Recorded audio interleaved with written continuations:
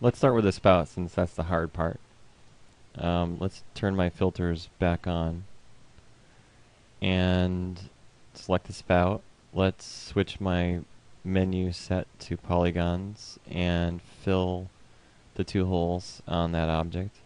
And let's make sure that it's actually completely intersecting. I see a little bit of red right there. And let's get that vertex and just slide it into the surface. Let's use world space and slide that into the surface. Make sure it's completely crossing into the surface for the Boolean to work properly.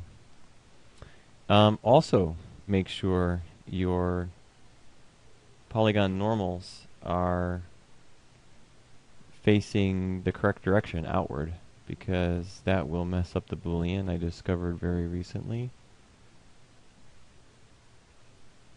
Yeah, so as I suspected, my surface normals are pointing in, face normals are pointing in.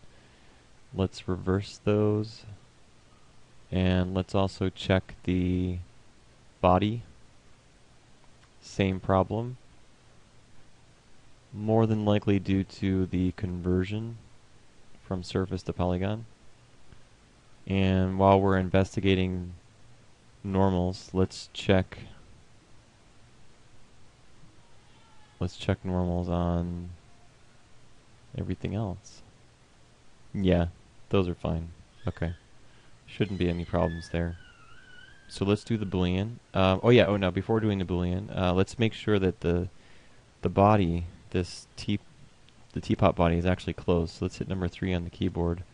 And what we're looking for is to see if this vertex is indeed only one vertex. And according to this selection menu, it is one vertex right there. Good. And here. Good. There's another way of checking your selections under display, heads up display, poly count. And so when you select something, like if I select that point right there, it should say one vertex selected. If it had said any more than one, then I know that the object was not closed. Okay, so let's do the union Boolean, and if it works, then this process should be a bit easier. So let's try it. I would say that worked and it was a success. Let's undo and see the differences. Okay, so it did preserve everything here, and it made a series of triangles to preserve it. So I'm okay with that. I think I can spend some time fiddling with that and correcting it. Let's use it. That seems okay. Let's hit number 4 and just glance at the interior here, and I would say that went well. Actually, better than expected. And now I can take some time to clean it. So I do have a number of different triangles to deal with. And so let's go through with merge vertex and make sure everything comes together well. And let's merge to the spout shape so that we can preserve the spout shape. Actually, let me undo a bit. Let me see if I can keep...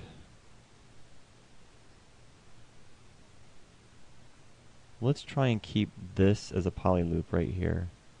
So let's merge to there and to there so that this becomes a quad like that. There we go. That will work much better. So merging those in.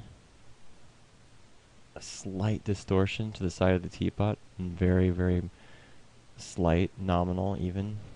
I could delete this face. No, it's just as easy to merge the vertex, I guess. So let's just drop that up there. And right, we're preserving this one, so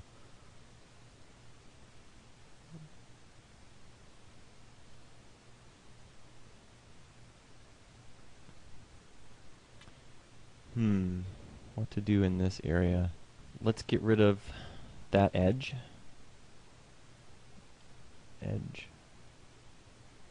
Just delete it and merge this vertex down so that this becomes an n-gon. So we will have one n-gon there.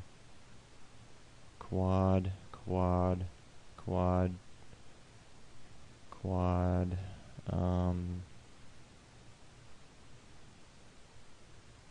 Let's merge up on that one. Quad. 5-point star, that's okay. What I really want to do is finish this little loop that we've got going so that it comes around and arcs right up to here. What I need to do is take this vertex and simply move it out of the way. Yeah. That's better. So now I can see the quad. Okay, and then finish merging vertex here. Oops. Here and here. Like so. Get rid of that extra one that was created. And I think what I'll do is split, interactive split to there. Let's see if it lets me. It doesn't want to let me do that, which is really odd. Let's try again.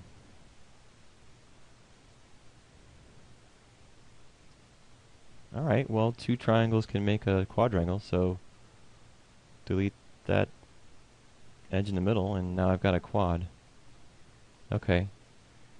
Great. Alright, well, you know, not terribly great, but better than not. So let's see what I look like in sub Ds. I'm kind of concerned about this area right here because it's a little odd. This edge stops. It doesn't really go into anything. But I don't want to merge it because then I'll end up with, you know, 6 points, 6 edges coming into this point. I don't want that. That'll be weird. Let's see what it looks like without the wireframe. It's pretty clean right here. Looks clean here. So I'm going to go with it. I don't want to do all that work on the other side. I think I'll cut half the spout away.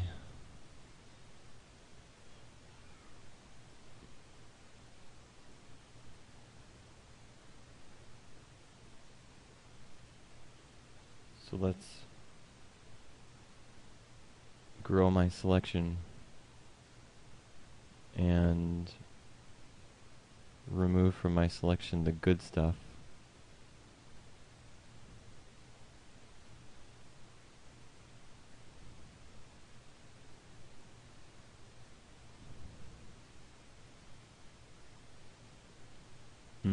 I don't need to go this far out.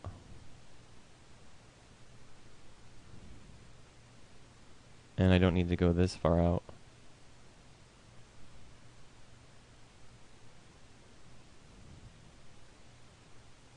And that should do it. And then go to this face loop and grow my selection. Add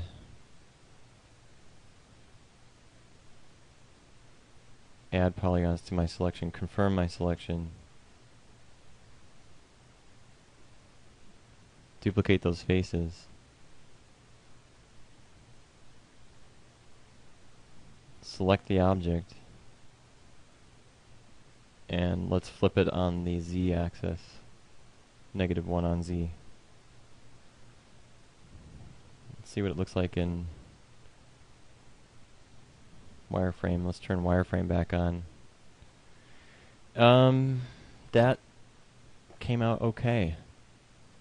So let's combine those two.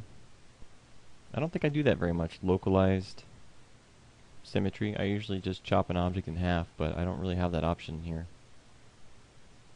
And then combine them. And of course combine does not combine the points, so we need to run merge, and let's do a very low tolerance on merge. Let's try 0.001 so that we don't accidentally crush any detail in here. And hit number 3, where subdivision surfaces, turn off the wireframe, and see how it came out. You know, it's not too shabby. Let's compare that to the reference. Not too shabby at all. I had envisioned my spout kind of wrapping over here, way over here. Really just an error in moving too quickly. I wasn't paying attention to that pencil line. But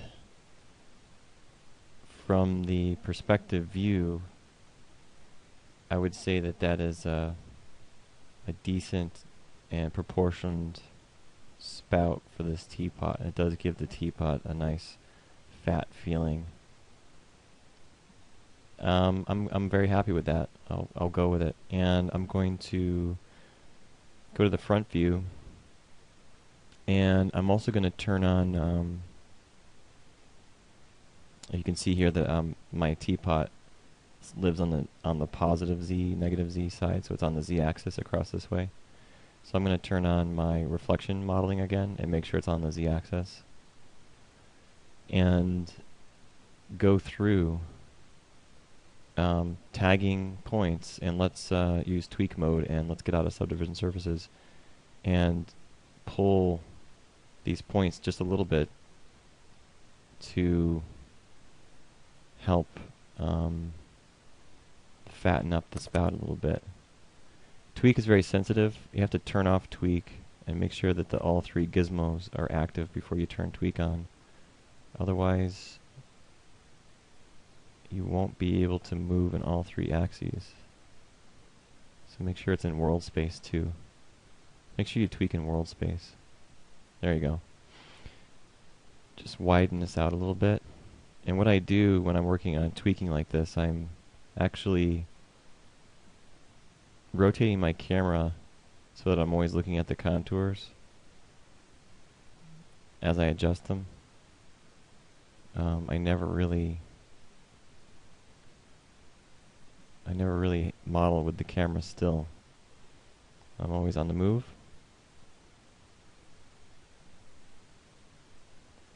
Let's make sure I'm not distorting it too greatly. I had very clean connections, and I don't want to lose that. I think I just want to kind of bulbous out this way a little bit. I just want to pull them out this way.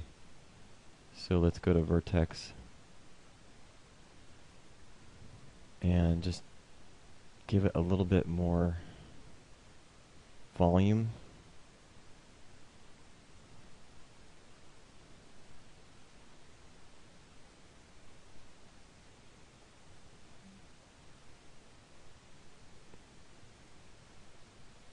And check it for bumps and squareness, and I think I'm pretty happy with that. Now, all I really want is a sharper crease between teapot and body. So I will simply insert an edge loop, and if all went well, it should spin all the way around the body. It looks like everything did go well right up until here. Right here. Oh, I see why. It's because of this point right here. This quad is not a quad, it's an n-gon.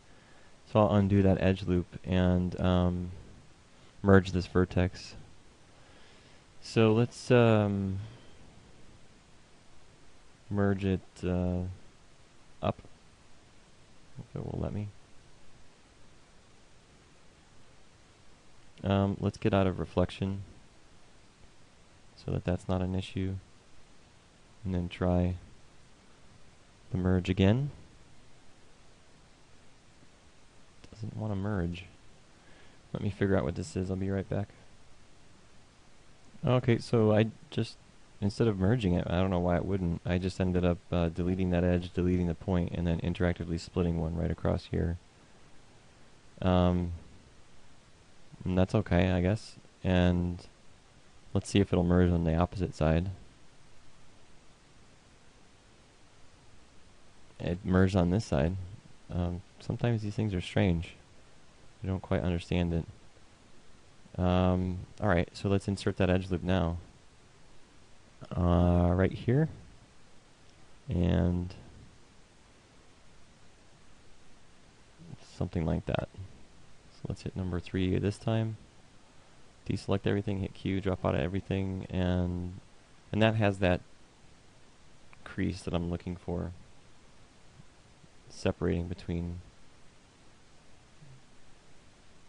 Yeah, that's great. Alright, so that concludes it for the spout. It really was the toughest part. The other parts are a bit easier, and we'll get to those. Yeah, so let's get this thing done before I get hungry. It's taking a little bit of time here. I think this is reasonable amount of time to make this piece. I think we're reaching at about an hour and 20 minutes right now to get this far. And I don't think there's too much left, so let's just get right to it. Let's start with the lid. In the front view, right? And let's select the lid polygons and grow the selection until I have all the polygons of the lid. And let's extract those. Mesh extract. And that gives me 2 pieces. So now I have a lid and the body. So the lid is currently at a translate XYZ value of 0, 0, 0. So I'm going to increase it on the y-axis to get it up out of the way. And when you want to put the lid back, you simply enter 0 and it'll drop right back into place. So let's get that out of the way so I can do my work on the inside here. So what I need is a place for the lid to sit, and I'm going to make that as a beveled interior ledge, and I'll go to edge mode, Q, and double click the interior open edge, and I will extrude it, and I will hit the thickness, nope, offset, squeeze it in with offset, and then drop it down with thickness. So we don't need to come in a lot, maybe just a matter of, let's try 0.25 on offset, and let's do negative 0.4 for the thickness, so to give you some easy numbers to follow. And then I'll extrude again, and I'll scale that straight in like this. So this will be the little ledge for the lid to sit on, and just large enough to get those tea bags in there. Now what I need to do is take this ledge I've created and make a duplicate of it to attach it to the bottom side of the lid, so the lid has its ledge that matches perfectly and sits down. So let's make that part. I will start this by selecting the face loop and grow my selection, and I'll duplicate those faces. So now I've got yet another object on the rim. I'll hide the body, move my lid back down by entering 0 on the y-axis, and you can see how that'll become the inside of the lid. It's very cute. We'll select this piece and make sure that the normals are pointing outward. I know that they're pointing in because they were the ledge for the body, so I need to have them point outward. I'm going to go to normals and reverse. Select both pieces and combine them. And so now I've got my actual lid. And let's unhide the body. Shift H. So here's my lid, living happily inside the body. And the center has been dropped back down here. So we can move the center for the lid by going to Modify and Center the Pivot. And so now the center is right here with the lid. And all you have to do is enter 0 on the y-axis to get it right back to where it needs to be. So very convenient, nice and easy. Alright, well let's thicken it now. I think we're ready for that process. Wait, no, we're not ready for thickening. I want to finish the foot. Let's come down here to the foot, and let's paint select those triangles. So, hit Q, and I want to extrude those, and I want to push those in the surface a little bit. Let's grow my selection and scale this out some, but not on the y-axis, so control click on the y-axis so it's just the other two. And let's shrink my selection, squeeze this in just a bit so there's a slight bevel here, and let's scale something like that, and then extrude again, and then offset those nice and close, and that should be fine. Let's take this edge, come on, there we go, and just push that out some, and then that one, push that out some so that the foot is a bit thinner. Okay, and now we should do the thickening process, and I'll, like I did with the mug several videos ago, I'll have to do some treatment on the interior so that it doesn't conform to the shape of the foot, because that wouldn't normally be true. Let's just check the drawing too. I want to make sure I'm staying on task. And I think I had some kind of crease I wanted to add right here, and let's do that. Let's do that after the fact. That would be during when cutting the foot. So let's do that at the end, actually. Okay, so we're ready for the thickening process. Yeah, I couldn't be more ready. So let's do that. So let's start with the body and extrude, and let's do local translate inside 0.025. I mean 0.25 negative. And so now I've got a thickened interior. Let's check the spout and make sure it isn't too thick. I think that's a good thickness for the spout. And let's do the same numbers on this one, negative 0.25. And that should be good. Both of the normals have been reversed consequently, so we'll flip those. And now I can do some basic treatments, like go here to the edge and bevel it. Let's keep a bevel open. Option box. Let's keep this open. Oops. Let's keep this open, and let's do let's try that. Let's try my default settings. So let's apply that. That looks nice. Let's bevel this one and this one and this one all at the same time. That looks nice. Let's do the spout here and here at the same time. Good size there. Let's do this one at the bottom on the foot, and this one as well on the foot. And those are good sizes there. And since I wanted to crease down here, let's swap to the front view and see exactly where that crease was supposed to be. So it's on this edge. Let's double click that one and apply it there. So that will help form a line. And I can take that edge and just translate it down a little bit. W. Just tuck that down a smidge. And that should form a crease. For the interior, I want to be picky about the interior because because of the potential that I could do dynamics with this. So I'm going to select the faces on the interior, grow my selection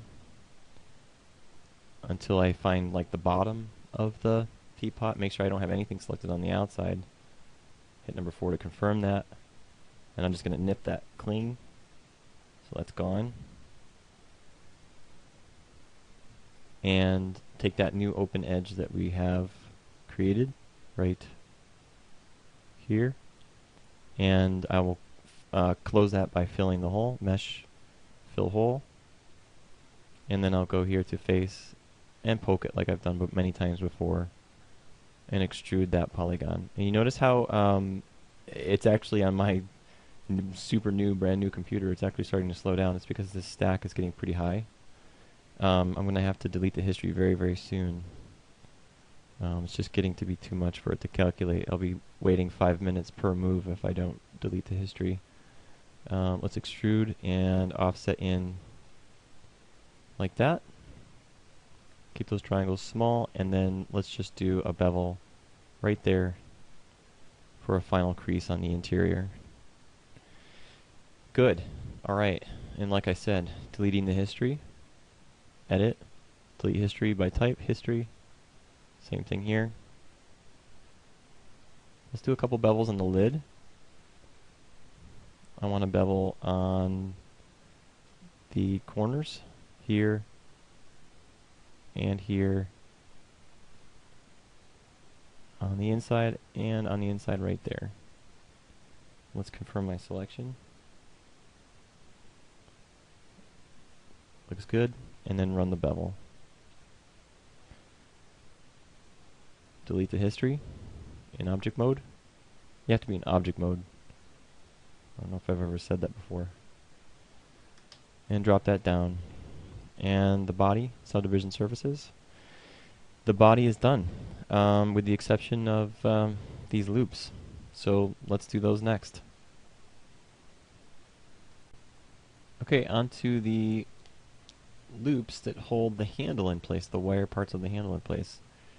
Let's go to the front view and examine where on the surface we need to extrude from.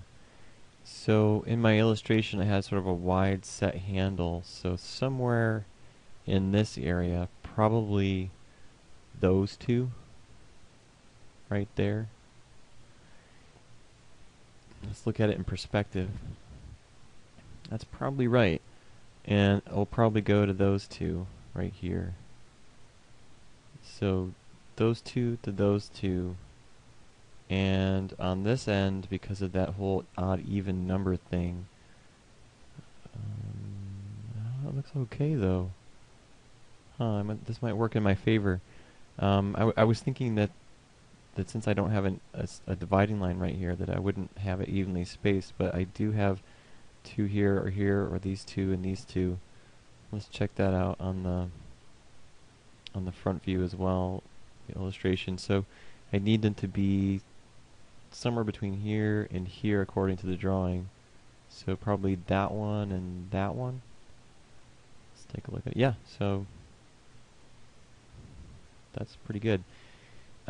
Really important too that they're the same point count, because I'm going to use the bridge tool, and this time I'm going to use the option box for bridge, and I'm going to use a feature I have yet to show you, and that is the smooth path plus curve. So this tool can automatically generate a curve and automatically have a number of divisions, and it has a taper feature and a twist feature. And what's nice about this tool is it'll taper and twist at the center, which is really great for what we need to do. So let's just try it out and see how it works. So right away you see I get this nice little handle that builds up on the side, so you could quickly add details to any piece with this. So let's do it over here as well.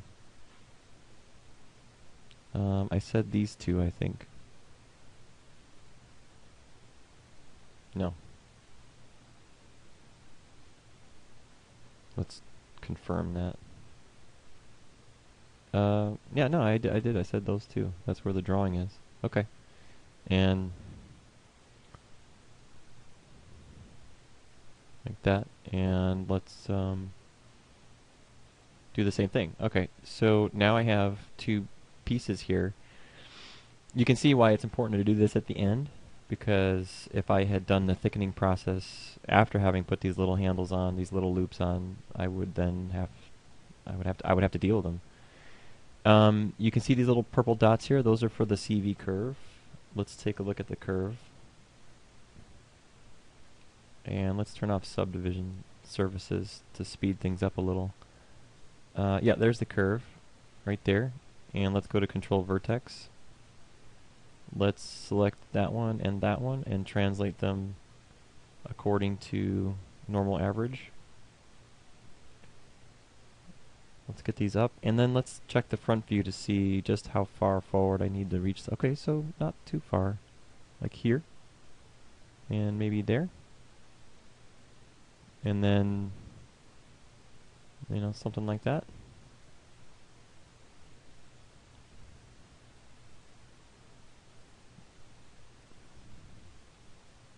Okay, the taper feature is handy in this case, so let's taper it down. And that is pretty good. What does it look like in subdivision surfaces?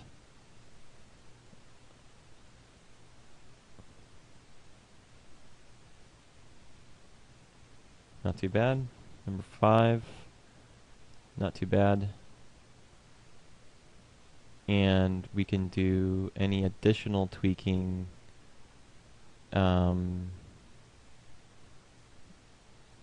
with the vertices instead of the curve. So let's go to the perspective view and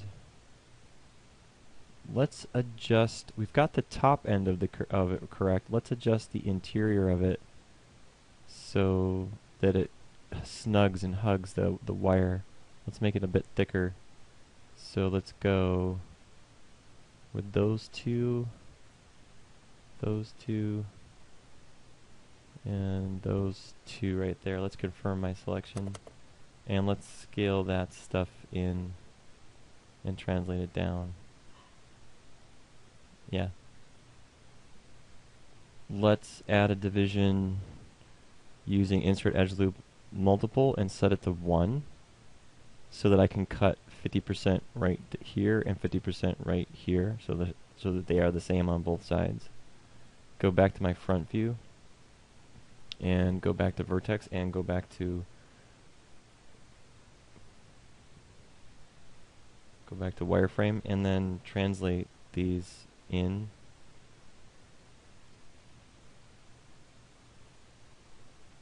And that would be more true to the shape I'm trying to achieve.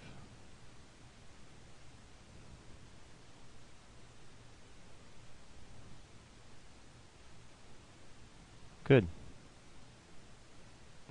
I'm actually incredibly happy with how this thing is turning out. I think that's why I'm taking just a little bit more time to nurture it, because I really do like this one. And let's see what it looks like now.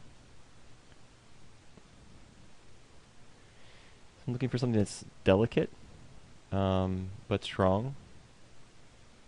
Delicate looking, but strong, and that matches well with that metal hook. And I think I'm happy with that one. Let's go on to the other one. Well, I guess there could be just a little bit of work done where I could bevel from here to here. I could do an extrusion and an offset. Let's get out of subdivision surfaces and then offset it. Just to tighten it up a bit. Maybe an offset of 0.1. And then same thing here. Offset 0.1. And when I turn on subdivision surfaces now, it gets this nice sort of finger pressed feeling.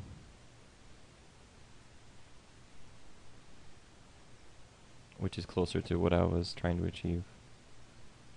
Let's go on to the other one. So let's get out of subdivision surfaces and number 4 for wireframe and select that curve underneath, get the control vertices, and go to the front view and get this work done. So we'll translate it here and to about there. We'll taper it.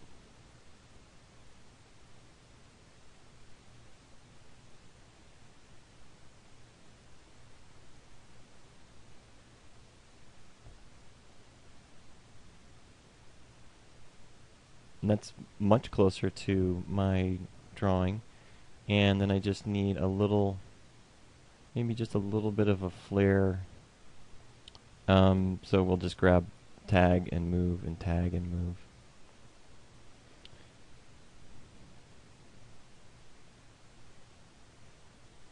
Something like that. Maybe go back to that taper.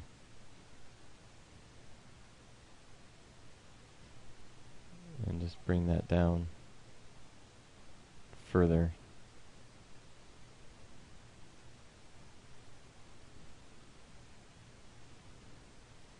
Something like that. I'm getting completely off track here. I apologize. Let's get back to making sure that this is making contacts.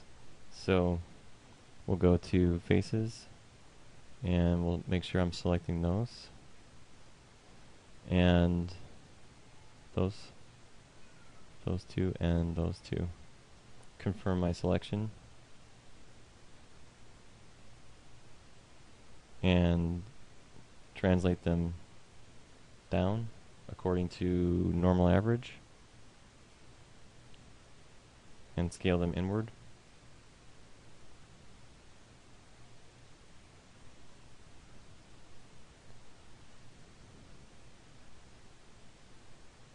Something like that.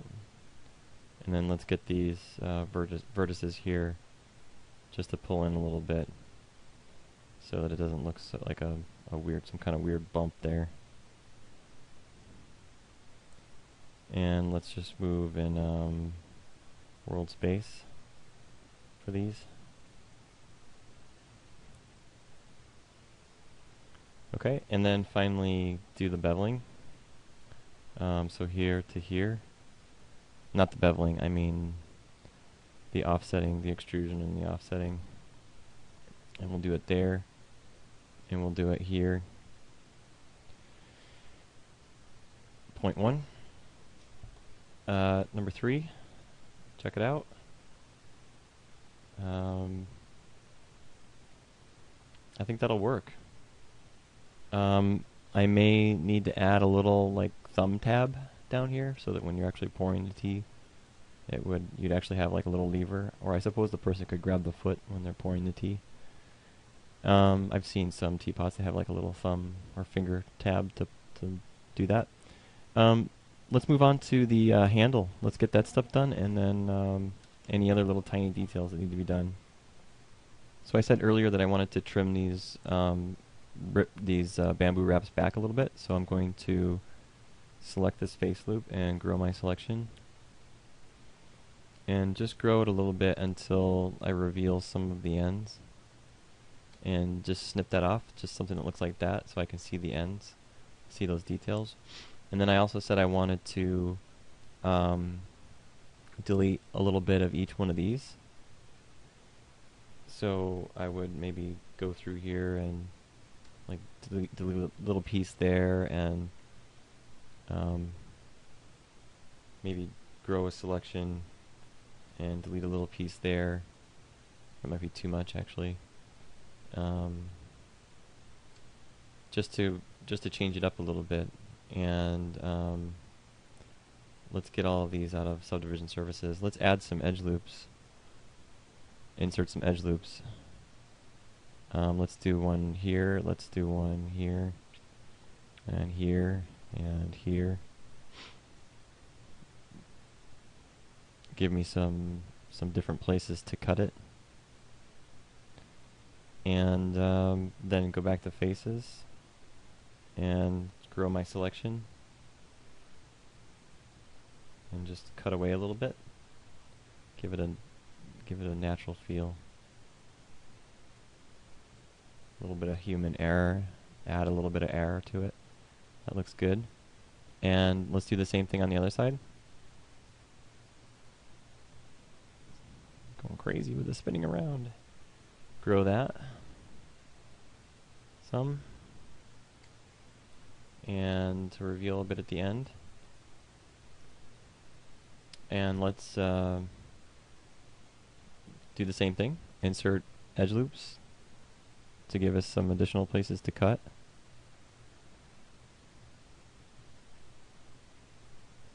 And there we go. A couple here and a couple there. So then I'll go through that. Deleting. Deleting. Growing, deleting. And then let's just do one right here. Okay. Nice. Bit of randomness. Then I want to connect before I fill the holes, because you remember everything has these ends aren't capped yet.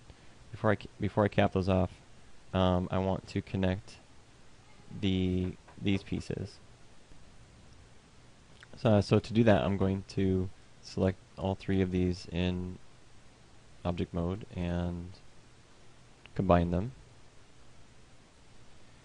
And then I'll go to where the seam is, and I can easily see that with a number 3 on the keyboard. And it should be right here. Yeah, right there. And I think the easiest way for me to do this, instead of merging points, and to help avoid having a seam here, I'll delete this loop and this one. And then I'll use the Append to Polygon tool to fill across the gap, and I'll be right back when I'm done with that. Okay, so that's put together, and I'll take that face loop and just translate it out a little bit, and it should look okay in subdivision surfaces. So now that's come together. Oh, I see why it was intersecting. It's because this pipe on the inside, this wooden dowel, wasn't in subdivision surfaces. Okay, that makes sense. So I can actually tuck that in a little bit. Great. And then I'll go to the other side, and I'll just select some polygons and hit F to frame it up to get in that area, and it looks like it's right here. That's my hole. So I will delete that loop and this loop, and then use the Append to Polygon tool again to fill the hole.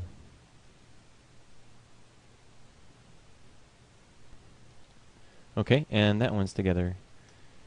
So I'm left with capping the ends. So with this object still selected, I'll go to Mesh and Fill Hole. And then let's select all of the other meshes. So let's just filter off everything except the surfaces, and fill holes on those. And that caps them off.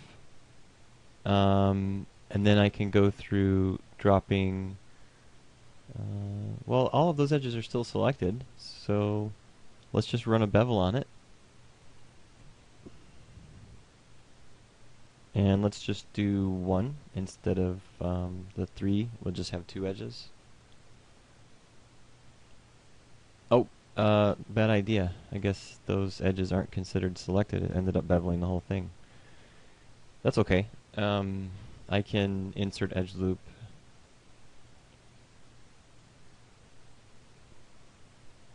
with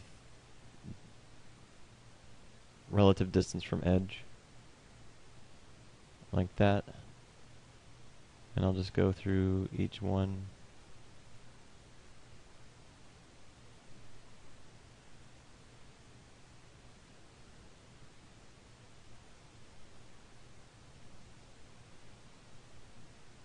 So that it stays relatively sharp at the end, like that. and maybe put one right there. And let's flip to the other side and put one right there. Just finish these off, and I'll be right back when I'm done. Okay, and that's wrapped up. So the bamboo wrap is a solid piece. Each individual bamboo dowel or wooden dowel. The metal rod itself. The lid is done. Spout and body and foot are done. The interior is done with a proper bottom. And the last thing left to do is to organize and name these elements here in the outliner. And then maybe if there's time, we'll do a little bit of rigging, like getting all of these elements into a group and be able to animate it. And the same thing with the lid, be able to animate that. Which would be nice when we're just setting up a scene and we just want to do some test renders. So there it is, in completion. Here it is without the wireframe. And I'm very, very happy with how this has come out. So I'm just going to rename this stuff, and I'll be right back when I'm done with. So I've renamed them, and now what I'm going to do is go through and build a hierarchy. So I want the body mesh to be the main hierarchy at the origin, so I'm going to hit Control G. And as I stated earlier, the group will be created at the origin, so we'll call this one Teapot Group, all capitals, for a top level group. And what I'm going to do is make the lid a child of the body. And I'm going to make the bamboo handle wrap a child of the metal rod. And the wooden dowels can be a child of that as well. Well, the grouping is done, and I have a teapot group, and I have a handle group. And the handle group I moved up here so that I can pivot around that particular point. And I have a teapot group so I can translate the entire object around the scene. Also, I have deleted the history for all of the meshes, and I have packaged up the teapot surface with all of its tools I use for constructing the teapot if I wanted to make another one or make a variation.